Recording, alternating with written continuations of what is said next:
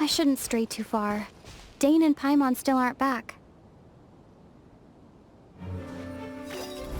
Is this a teleportation device? What energy is powering it?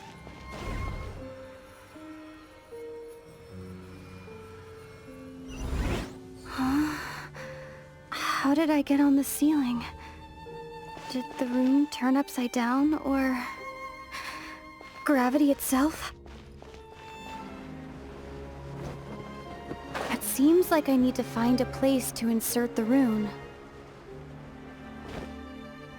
Well, after all I've said so far, have you arrived at the same answer as me?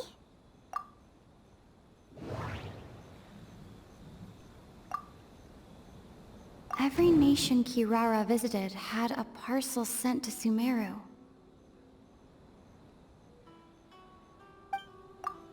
The contents were light and were no larger than an envelope. The contents were probably genius invocation cards. We've run into Kirara multiple times throughout our trip. We came to Inazuma because we tracked the thief here.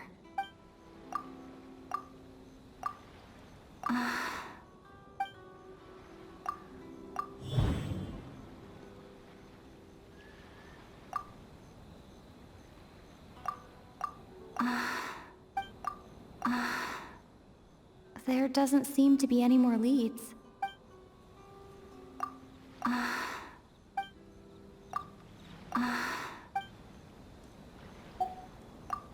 Oh. The thief is likely using Komania Express to send packages.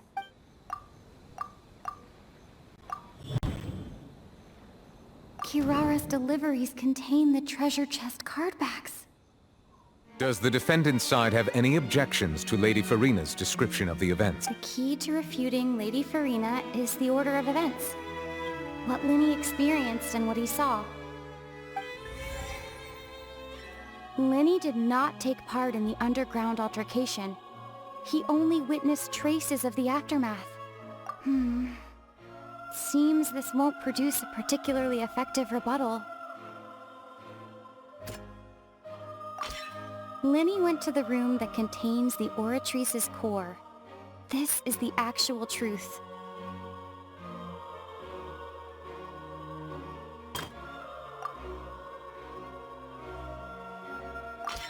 According to Linny, he left via the vent after entering the tunnel. He couldn't have had that altercation with Halsey. The deceased's name is Cowell, Linny's assistant. He would have been able to tamper with the equipment. Halsey is the missing person and an ordinary audience member. Or did she have her own scheme all along? Could there have been a third person involved?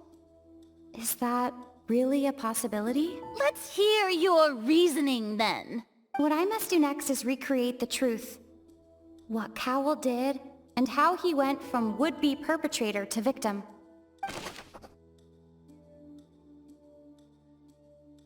No one entered or left the Opera House through its entrances. So, where would the criminal have wanted to take Halsey? Halsey's clothing was in the tunnel. So, there must have been some fear that she would attract attention.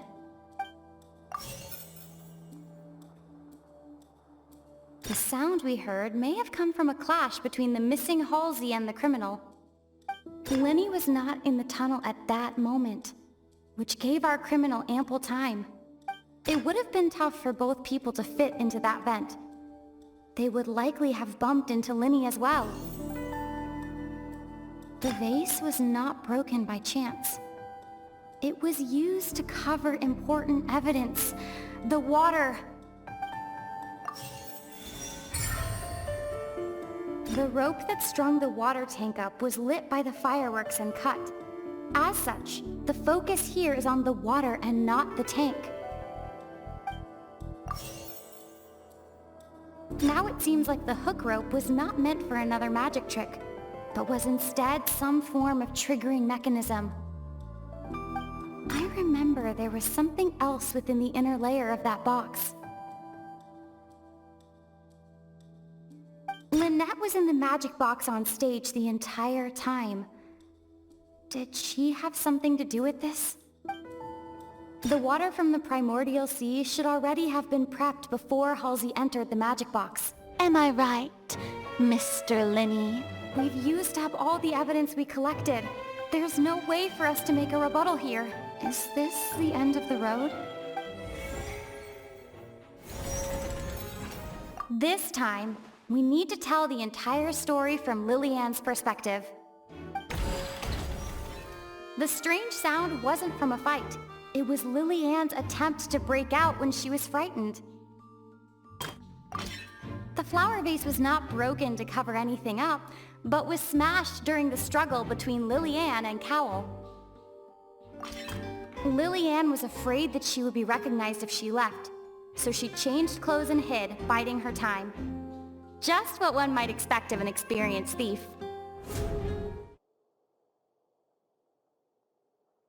But the truth of it, Marcel, is that you've always been Vacher. What is the truth behind the one about not being allowed to work for 3 days in a row? I've been told that the infirmary is always empty for the half hour just before lunch. But what could Sigewinne be doing during that time? The Fonta promoter has been struggling because he doesn't recognize the real value of coupons. Meanwhile, the Duke believes that only idiots who don't understand the value of coupons would spend them on Fonta. We often see Miss Sigewinne observing the prisoners at work near the production zone. It seems like she can perceive the general state of a person's health just by looking at them. Fonta's internal reports suggest that they're starting a new trial of an unnamed and unpackaged product. But the product has to undergo a trial because even Fonta's own employees have a lot of reservations about it. The research note said that the Melusine race perceives the world very differently from humans. Because of that, the Melusines have also developed a sense of aesthetics that appear rather strange and alien to humans. According to Collins, the Pancration tournament only took place because the Fonta company sponsored it.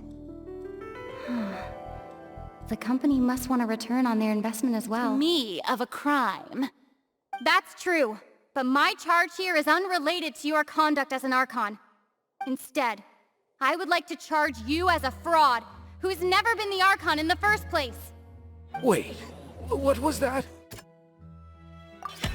We know from the case of the serial disappearances of young women that Fontainians can be dissolved in primordial seawater. And the first stone slate tells us that long ago the Hydro Archon used her power to turn Oceanids into humans. This might be the reason that Fontainians can dissolve. Perhaps what is about to take place has all happened before. The true sin of the Hydro Archon that Neuvillette mentioned, and the original sin cast down on the people of Fontaine by Celestia as recorded on the stone slates. It's not as simple as falling into the sea. When Navia fell into the sea, her consciousness was subjected to judgment. The stone slates show the people gathered around the Hydro Archon in the sea. Could that be alluding to the same thing?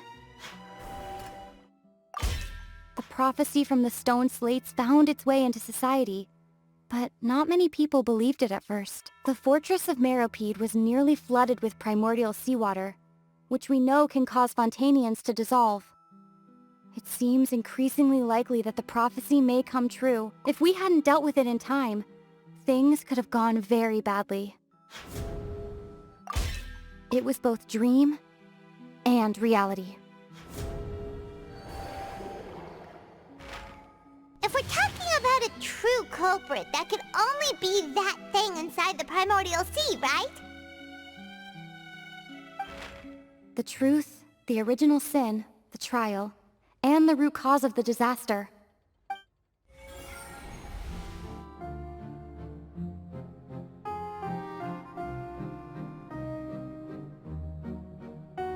Farina, you don't have to shoulder this burden alone. Although I don't know what you might be keeping from everyone, your people are more than willing to share your burden with you.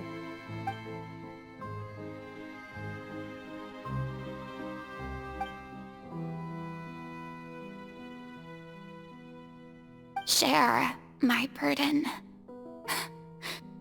That's impossible. It was fated right from the start that this would be my duty alone. But even if your burden doesn't need to be shared, you can still choose to confide in someone. Just share it with me. I'm what you'd call a witness. A witness? Yes. Fine. Maybe because I mixed a similar drink recently. North beyond the Starfell Lake, south across the windswept plains. Just for berry squeezed and mint infused. No wonder everyone praises the Traveler so highly. Sweet dream is no dream, yet it nurtures people's dreams. Sweet dream. What do you think, Traveler? Hey! Any comments? What I really think is, every trial you've ever judged has left its impression on you. And that's what makes you who you are today. What are they trying to hide?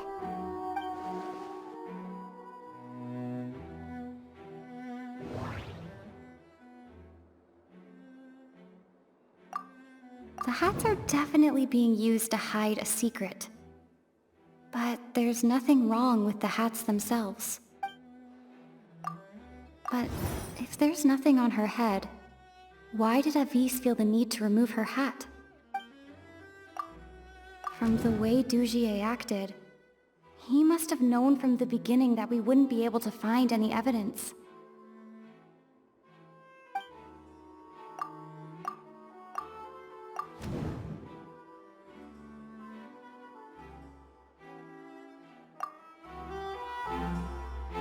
I have an idea. Please, tell me the truth. Do you really see me as your partner? Of course! That's good then. Hearing that, it brings me more relief than I can say.